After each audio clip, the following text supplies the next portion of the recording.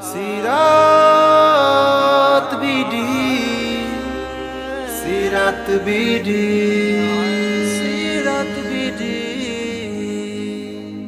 الحمد لله نحمده ونستعينه ونستغفره ونعوذ بالله من شرور أنفسنا ومن سيئات أعمالنا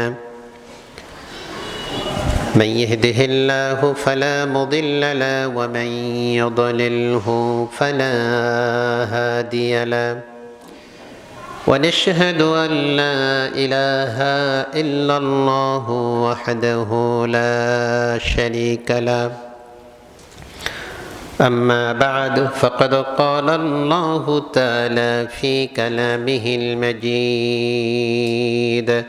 أعوذ بالله من الشيطان الرجيم بسم الله الرحمن الرحيم يا أيها الذين آمنوا قوا أنفسكم وأهليكم نارا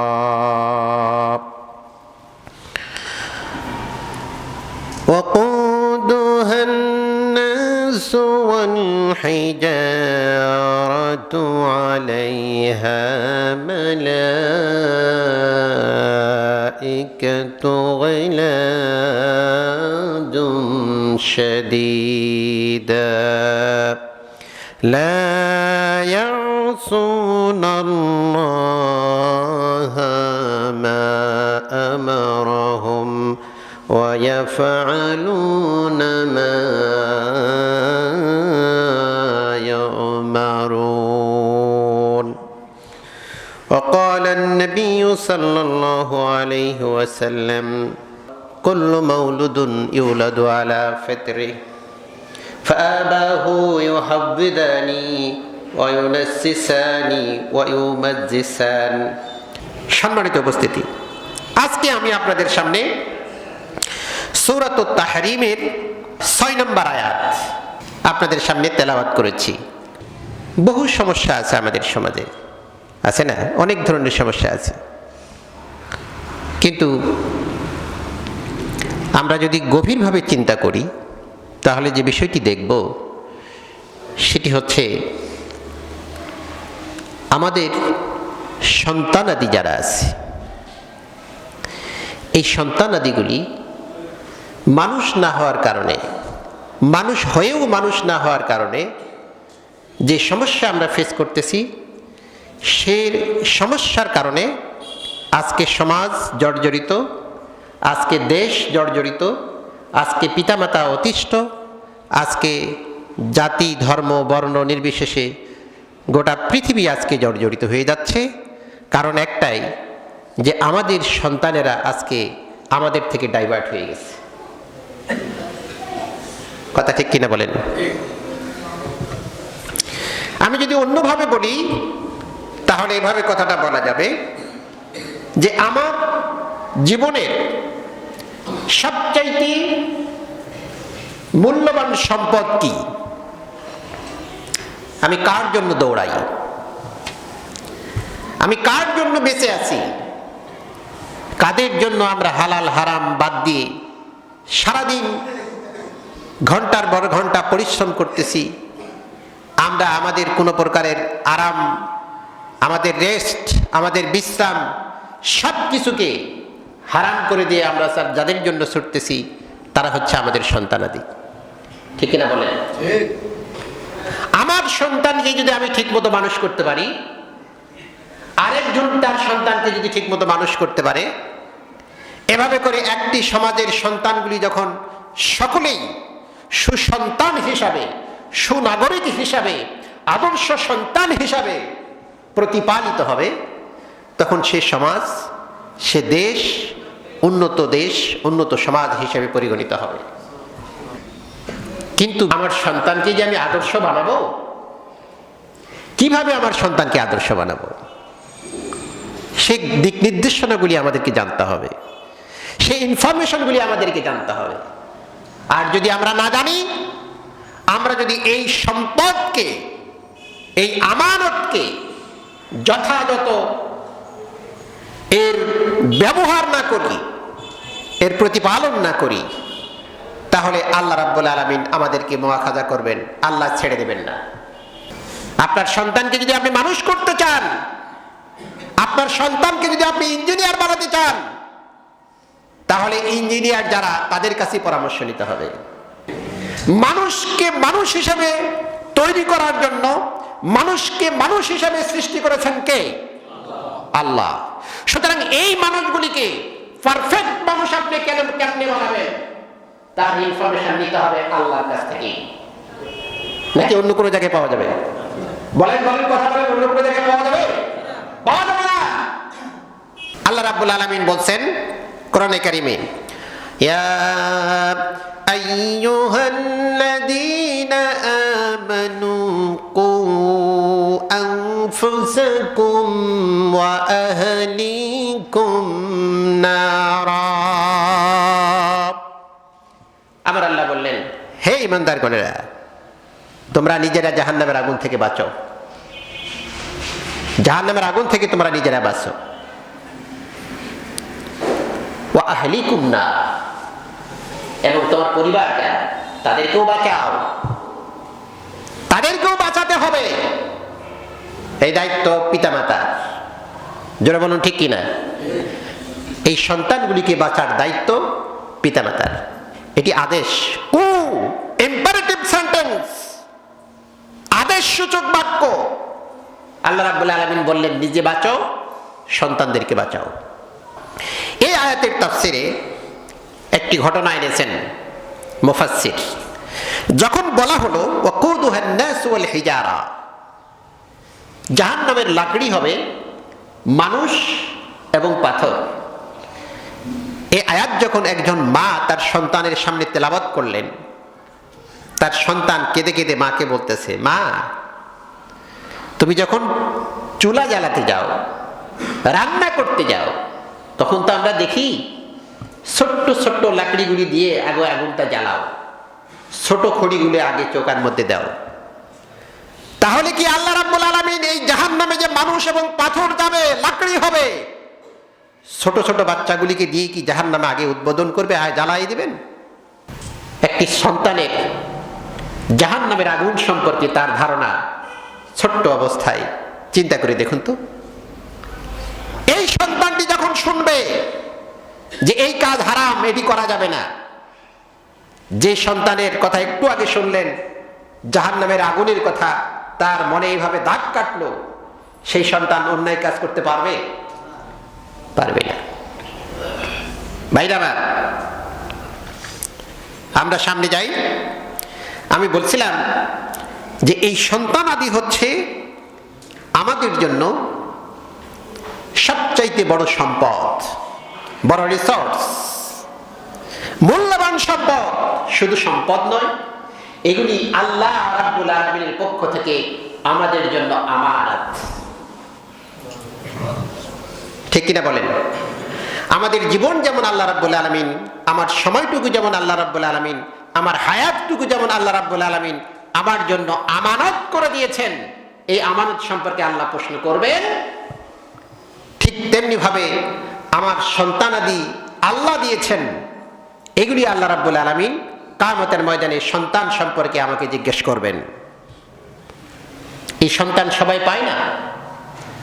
আল্লাহ রাব্বুল আলামিন বলেন, وَيَهَبُ لِمَن يَشَاءُ إِنَاثًا وَيَهَبُ لِمَن يَشَاءُ ذَكُورًا أَوْ يُزَوِّجُهُمْ ذُكْرَانًا وَإِنَاثًا وَيَجْعَلُ مَن يَشَاءُ عَقِيمًا।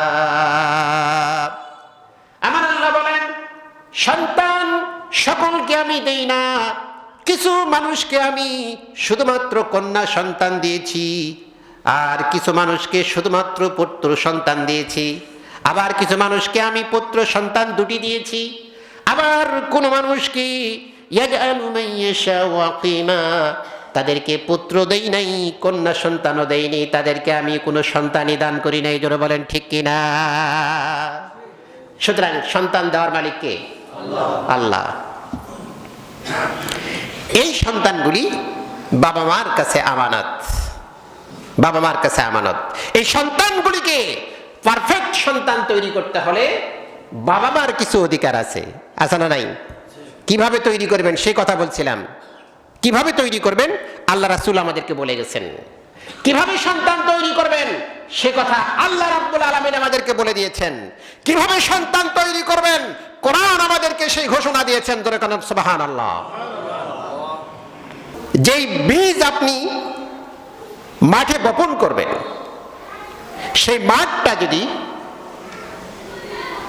অস্বচ্ছ থাকে, সেই মাঠটা যদি ফসল প্রোডাকশনের জন্য অনুপযুক্ত হয়, তাহলে আপনার আশানুরূপ ফসল সেখান থেকে আসবে নাকি?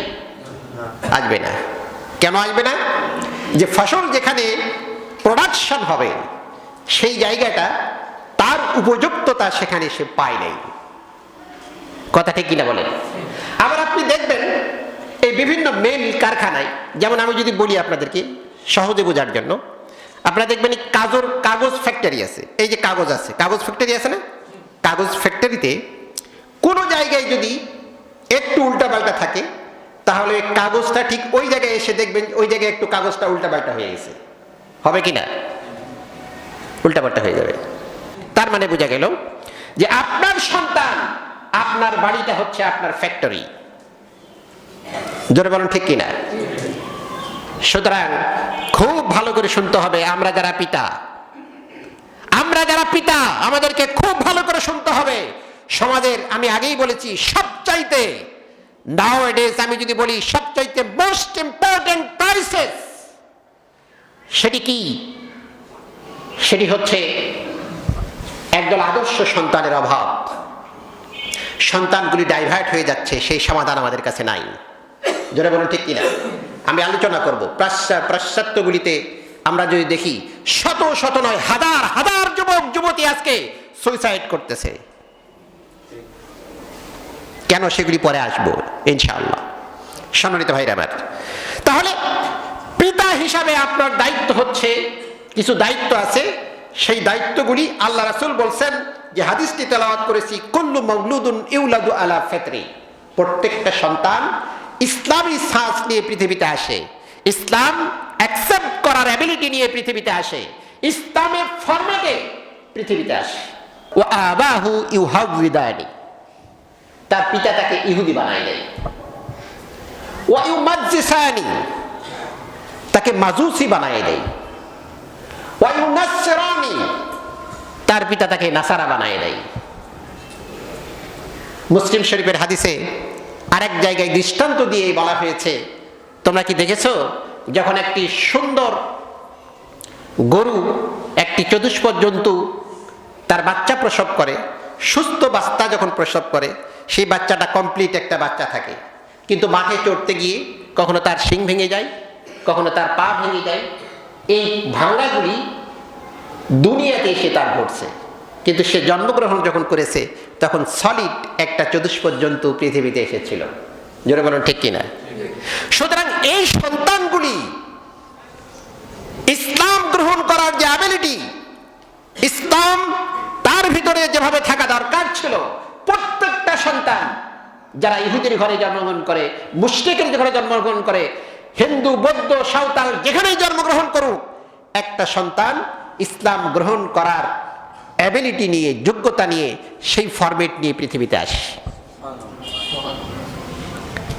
এখন বিষয়টা হচ্ছে যে পিতামাতা কিভাবে ইহুদি নাসারা বানায়, পিতামাতা কিভাবে একটা সন্তানের দায়িত্ব অবহেলা করার কারণে সন্তান ডাইভার্ট হয়ে যায়, সেই বিষয়গুলি আমাদেরকে লক্ষ্য করতে হবে। আমরা একজন সন্তান যখন ছোট থাকে তখন আমরা বলি যে ছেলেকে আমি ওইভাবে প্রেশার ক্রিয়েট করি না। অনেক অভিভাবক বলে থাকি আমরা যে ছেলে ম্যাচিউরড হোক, আস্তে আস্তে করে সে নিজেই যখন বুঝতে শিখবে তার নিজের তাগিদেই সে ভালো হয়ে যাবে। অনেকে বলি কিনা, অনেকে বলি। অনেক পিতামাতা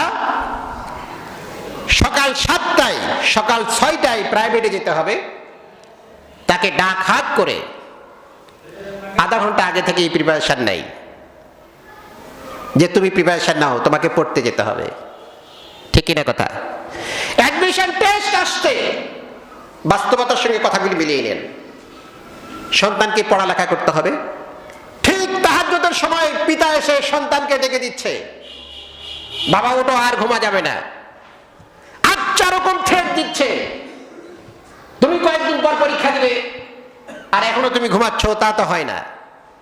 জোরে বলেন ঠিক কিনা? সফলতা কোথাকার চাই? দুনিয়ার সফলতা চাই। খেয়াল করছেন? দুনিয়ার সফলতা চাই, দুনিয়াকে অ্যাকসেপ্ট করতে চাই,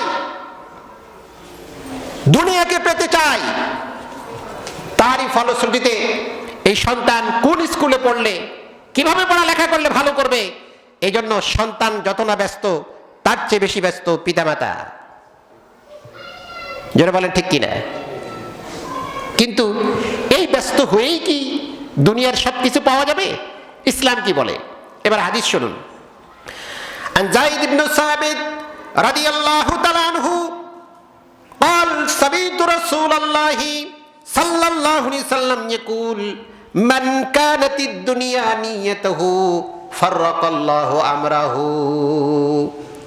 যেই ব্যক্তি দুনিয়া নেওয়ার জন্য তার সন্তানের উপরে প্রেসার ক্রিয়েট করলো, সন্তানের জন্য কিছু রেখে যাবে, আখিরাতের কথা ভুলে দুনিয়ায় সন্তানের জন্য সঞ্চয় করবে, সম্পদ রেখে যাবে, বাড়ি গাড়ি রেখে যাবে, এই জন্য এত ব্যস্ত হয়ে পড়লো। আমার আল্লাহ রাসূল বলছেন, মান কানা নিয়াতুহু ফিদ দুনিয়া, দুনিয়ার জন্য যখন কোনো মানুষের নিয়ত হয়ে যায়, তার উদ্দেশ্য হয়ে যায়, ফাররাকাল্লাহু আমরাহু, তখন দুনিয়া আল্লাহ রাব্বুল আলামিন ওই বান্দা থেকে আলাদা করে দেন, পৃথক করে দেন, দূরে সরে রাখেন। মিশকাত শরীফের হাদিস, আল্লাহর নবী বললেন, ওয়াজালা ফাকরাহু বাইনা আইনাইহি, এই মানুষটির রক্তের সঙ্গে, এই মানুষটির চোখের মনিতে, এই মানুষটির চোখে একটা গ্লাস পড়িয়ে দেয়, রক্তের সঙ্গে তার দারিদ্রতা এবং আরো চাই, আরো খাবো, আরো নেব, এই টেন্ডেন্সি তার রক্তের সঙ্গে, মাথার সঙ্গে, চিন্তার সঙ্গে, তার চাহনির সঙ্গে, তার কাজের সঙ্গে, তার প্রত্যেকটা অ্যাক্টিভিটিসের সঙ্গে আল্লাহ রাব্বুল আলামিন সেটিকে মিশ্রণ করে দেন, মিশিয়ে দেন। ওয়াজালা ফাকরাহু, ফকির, দারিদ্রতা, অভাব, লক্ষ লক্ষ সম্পদ থাকলেও তার চোখের অভাব যায় না। আসলে এরকম মানুষ, এত সম্পদ, তারপরেও দেখবেন যে একজন অভাবী মানুষের সম্পদ কেমনে হরণ করবে, তার জন্য তার চিন্তা, তার পেরেশানি, তার সমস্ত কিছু যেন সেদিকেই শুধু খাবে কান্নে, তার অ্যাক্টিভিটিস থেকে যেন সেটি ফুটে ওঠে। যেন বলেন ঠিক কিনা? আল্লাহ রাসূল বলেছেন, ওয়াজালা ফাকরাহু বাইনা আইনাইহি, তার দুটি চোখে, তার রক্তের সঙ্গে এটি আমি মিশিয়ে দেই। 3 নম্বর বৈশিষ্ট্য হলো কি? আল্লাহ রাসূল সাল্লাল্লাহু আলাইহি ওয়াসাল্লাম বলছেন, ওয়ালাম ইয়াতিহি মিনাদ দুনিয়া ইল্লা কুতিবা লাহু। 3 নম্বর বৈশিষ্ট্য হলো এই মানুষটির যে সে এত চেষ্টা করলো দুনিয়াকে নিবে, দুনিয়াকে পাবে, শুধু খাবে আর খাবে, লাম ইয়াতু মিনাদ দুনিয়া ইল্লা কুতিবা লাহু, তার জন্য আল্লাহ যে নির্ধারণ করে রেখেছেন তা ছাড়া সে অতিরিক্ত আর কিছুই পায় না। জীবনটাই শুধু শেষ করলো, পাবে না কিছুই। কথা কার? আল্লাহ রাসূলের। আল্লাহু আকবার, কত চমৎকার করে আমাদেরকে বললেন। আমি বলি এভাবে যে এই যে আমরা সরকারি চাকরি করি, আমি যে বোনাস পাবো তার নির্ধারিত সীমা আছে না? এর বেশি পাবো নাকি? পাবো না, সরকার কর্তৃক নির্ধারিত। এখন আমি যদি সারাদিন এই চিন্তা করি, দেখি বোনাস কত পাবো, দেখি এইটাই কি হলো, আর কিছু পাওয়া যাবে কিনা, আর কোন দিক থেকে কি আসে, কত টাকা জুলাই মাসে বাড়লো, বোনাস তাহলে কত % বাড়লো, এই যে সারাদিন চিন্তা করলাম, 1 টাকাও কি বাড়বে? কেন বাড়বে না বলেন তো? কারণ এটা ফিক্সড। আল্লাহ রাব্বুল আলামিন মানুষের তাকদীরটাকেও ফিক্সড করে দিয়েছেন। সুতরাং লাম ইয়াতি মিনাদ দুনিয়া ইল্লা মা কুতিবা, আল্লাহ তার জন্য যা নির্ধারণ করেছেন তা ছাড়া সে অতিরিক্ত কিছু পাবে না। আর অতিরিক্ত যদি কিছু পেয়েও থাকে আপনাদের চিন্তায় আমাদের চিন্তায়, তাহলে সেটা বৈধ নয়, এর জন্য পানিশমেন্ট তাকে দিতে হবে আখিরাতে। জোরে বলেন ঠিক কিনা সম্মানিত ভাইরা? আর ওমান কানাতিল আখিরাতু নিয়াতাহু জামা আল্লাহু আমরাহু, আর যার আখিরাত নিয়ত থাকে এই সন্তানটাকে আমি ভালো সুসন্তান বানাবো, তাহলে সে কি করেন? জামা আল্লাহু আমরাহু, এই দুনিয়ার সব কিছু আল্লাহ তাকে দিয়ে দেন, তার তকদিরে যেটা আছে সেটা সে পেয়ে যায়। অতিরিক্ত যে জিনিসটি পায়, সম্মান মর্যাদা, আল্লাহ রাব্বুল আলামিন তার অনেক গুণে বাড়িয়ে দেন। কুলিল্লাহুম্মা মালিকাল মুলকি তুতিল মুলকা মান তাশাউ ওয়া তানজিউল মুলকা মিম্মান তাশা। আল্লাহ রাব্বুল আলামিন বলেন, সম্মান এবং সম্পদের একচ্ছত্র মালিক হচ্ছেন আল্লাহ তাআলা। উনি যাকে ইচ্ছা তাকে সম্পদ দেন, যাকে ইচ্ছা তাকে মর্যাদা বাড়িয়ে দেন, আর যাকে ইচ্ছা এক সেকেন্ডের মধ্যে আল্লাহ সিংহাসন থেকে টেনে পথের ভিখারি বানিয়ে দেন। জোরে বলেন ঠিক কিনা? সুতরাং আপনার চিন্তা থাকতে হবে, আপনার সন্তান এটি আল্লাহর পক্ষ থেকে আমানত, এই আমানতটাকে আপনার সঠিকভাবে সলিডভাবে তৈরি করতে হবে। জোরে বলেন ঠিক কিনা সম্মানিত ভাইরা আমার? সম্পদ যদি আপনি তৈরি করতে চান, তাহলে আপনার এই চেষ্টা যেমন থাকতে হবে এক। 2 নম্বর যে বিষয়টি হতে হবে সেটি হলো আপনাকে পিতা হিসাবে হালাল রুজি রোজগার করতে হবে। মুসলিম শরীফের আরেকটা হাদিস, আল্লাহ রাসূল সাল্লাল্লাহু আলাইহি সাল্লাম হজ করার পরে বসে আছেন, একজন মানুষ উস্কো খুস্কো ভাবে আসলো, সংক্ষিপ্ত আকারে বলছে হাদিসটি, এসে 2 হাত উপরে উঠাইছেন, বলছেন ইয়া রব, ইয়া রব, হে আমাদের রব, হে আমাদের প্রতিপালক বলে আল্লাহর কাছে ফরিয়াদ করছেন। আল্লাহ রাসূল সাল্লাল্লাহু আলাইহি সাল্লাম বললেন, কাইফা ইস্তাজাবুদ দাওয়া, কিভাবে এই মানুষটির দোয়া আল্লাহ কবুল করবেন? ওয়া মাতআমুহু হারাম ওয়া মালবাসুহু হারাম ওয়া গিদাউহু হারাম আও কামা ক্বালা আলাইহিস সালাতু ওয়াস সালাম। আল্লাহ রাসূল বললেন, এই মানুষটির দোয়া কেমনে কবুল হবে? তার খাবারগুলি তো হারাম, তার যে রক্ত মাংস তৈরি হয়েছে, সে যে প্রোডাকশন দিয়েছে সেগুলি তো হারাম, তার দোয়া কেমনি কবুল হবে? সে যে পোশাক পরিহিত অবস্থায় আছে সেগুলি তো হারাম, তার খাবারগুলি হারাম, তার পোশাকগুলি হারাম, এই হারাম থেকে তার রক্ত মাংস সবকিছু তৈরি হয়ে গেছে। ফাআন্না ইস্তাজাবু, তার দোয়া কেমনি কবুল হবে?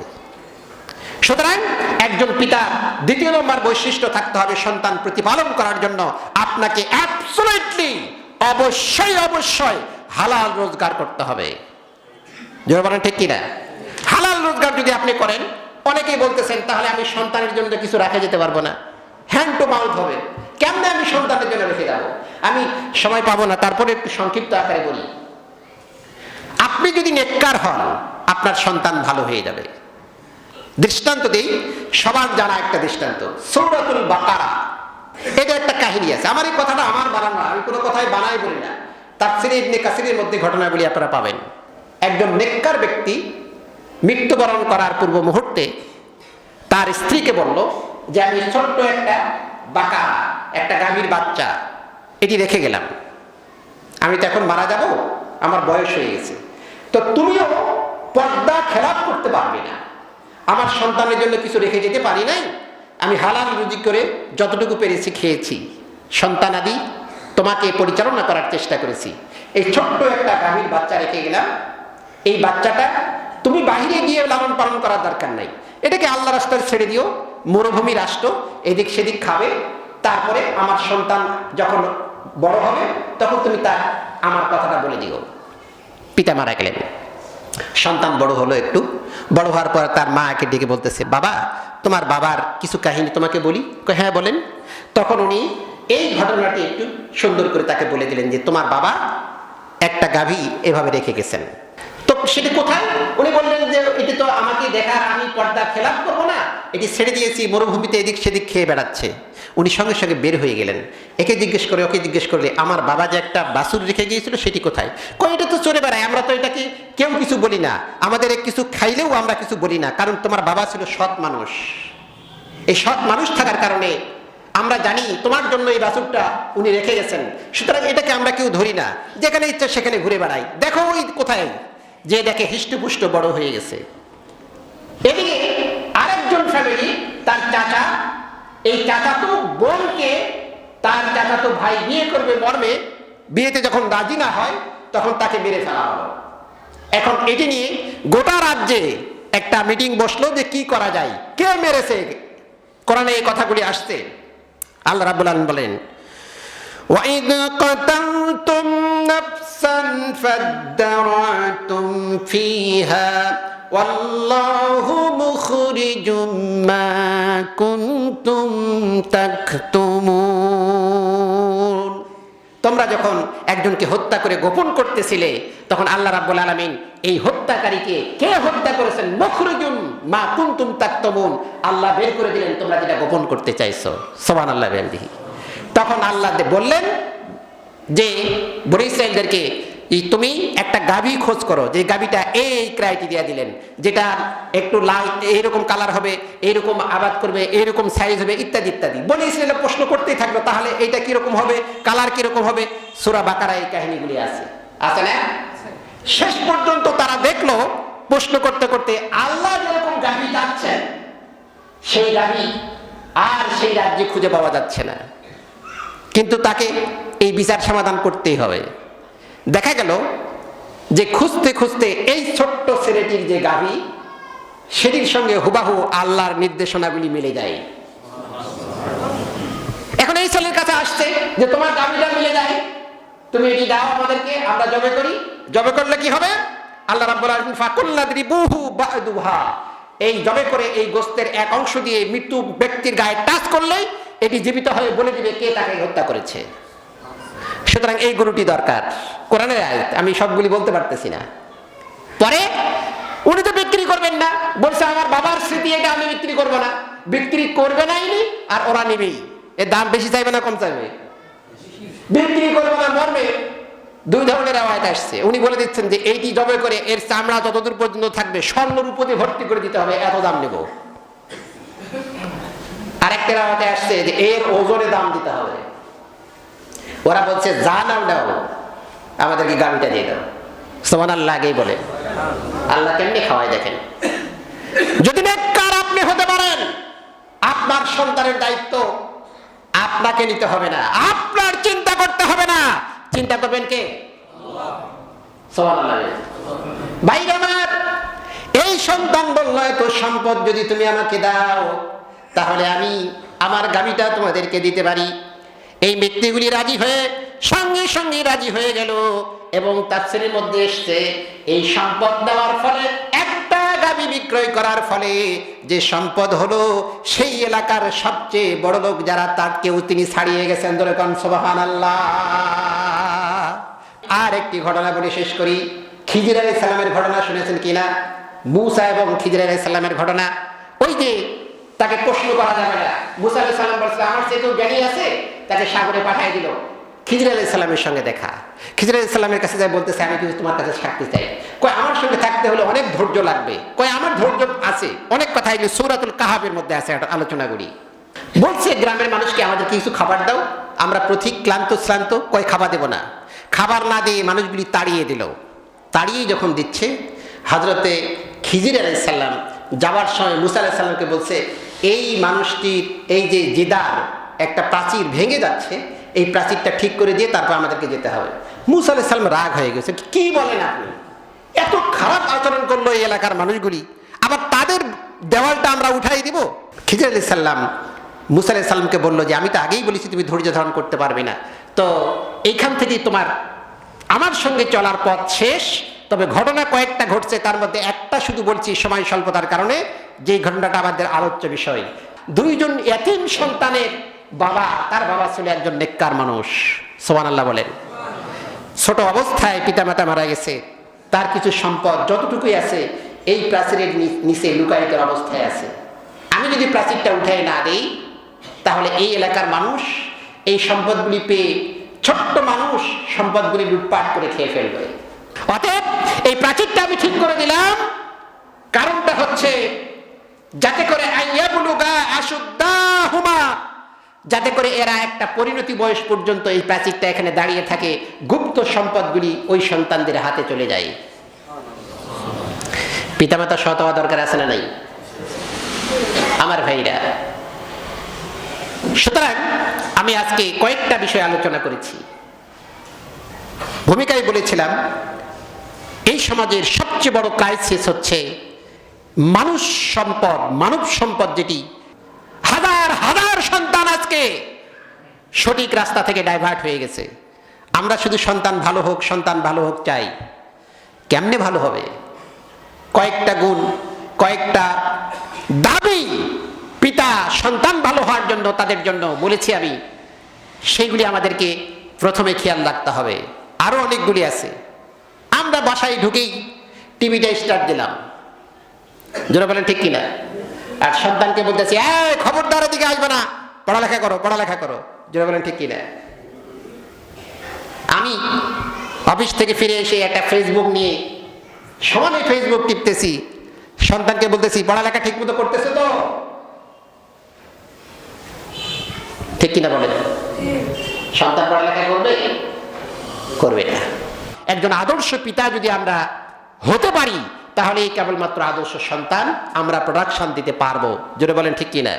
আপনার সন্তান মানুষ হলে আমারও লাভ, আমার সন্তান মানুষ হলে আপনার লাভ। জোরে বলেন ঠিক কিনা? আমার সন্তান যদি ভালো হয় আপনার মেয়ে সুস্থ থাকবে, ভালো থাকবে। আমার সন্তান যদি ভালো হয় আপনার সম্পদগুলি ভালো থাকবে, আপনি আরামে ঘুমাতে পারবেন। আপনার সন্তান যদি ভালো হয় আমি রাস্তায় ভালো মতো চলতে পারবো, ছিনতাই, চাঁদাবাজি, সন্ত্রাস থাকবে না। জোরে বলেন ঠিক কিনা? সুতরাং এই বিষয়গুলি সবার আগে গুরুত্ব দেওয়া দরকার। আমার সন্তানগুলি এই যুব সমাজকে কেমনে ভালো করা যায় তার পদ্ধতিগুলি কোরআন হাদিসের আলোকে আমাদের জানা দরকার। আল্লাহ রাব্বুল আলামিন আমাদেরকে তৌফিক দান করুক। আমরা সকলে বলি আমিন।